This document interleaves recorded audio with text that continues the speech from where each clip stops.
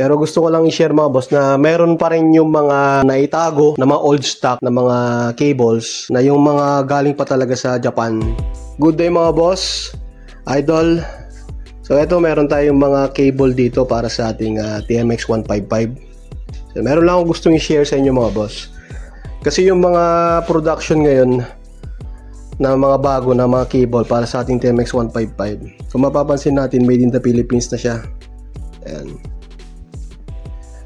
Ito yung brake cable.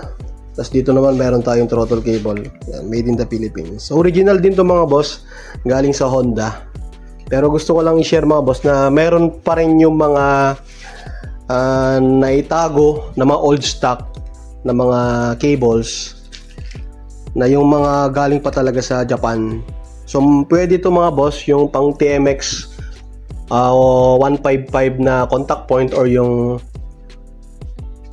first gen ng CDI model. Yan, so makikita nyo mga boss, eto brake cable, front brake cable, yan made in Japan. Tapos may konting pagkakaiba sa code dito sa bagong production 45450 KB5930. Dito naman para sila sa umpisa pero 741. Tapos dito rin mga boss sa throttle cable, kung mapapansin nyo mayroon din dito yung old stock made in Japan.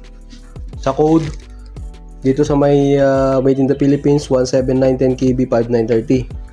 So dito para sila dun sa umpisa pero 710. Ayan. May mga pagkakaiba rin sila. For example, itong old stock made in Japan, kulay itim yung kanyang yung sa may metal parts niya, samantalang yung new production bakal na walang pintura ba to, hindi ko lang sure kung pintura to or kung anong coating. Ayan. Eto bakal lang siya na plain. Tapos merong adjuster yung yung old stock. Oo, meron siyang adjuster.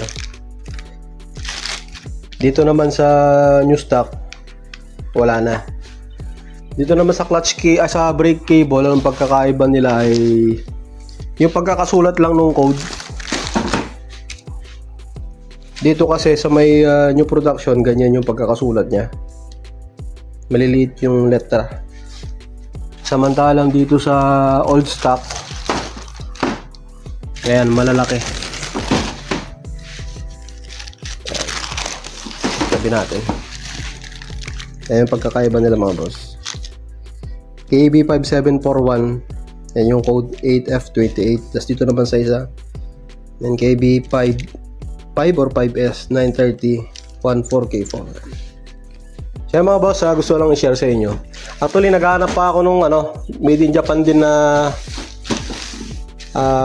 clutch cable at saka yung speedometer cable. Yan. So kung baka meron kayo mga boss, baka gusto nyo ibenta sa akin para kapag kabubuo tayo ng unit natin yan mga boss, so ito yung mga ilalagay natin ng mga cable. Yan. So dito mga boss, okay din ito mga quality rin. Syempre gawa pa rin yan ng Honda, galing pa rin sa Honda. New production lang mga boss. Saka mas mura ang price nito, yung mga galing na dito sa Pilipinas, mga gawang Pilipinas na mismo, kaysa sa mga made in Japan pa na old stock or import from Japan pa. Yan. Mga boss, share ko lang. This is Sideload Motorcycle Parts. God bless, ride safe always. Alright.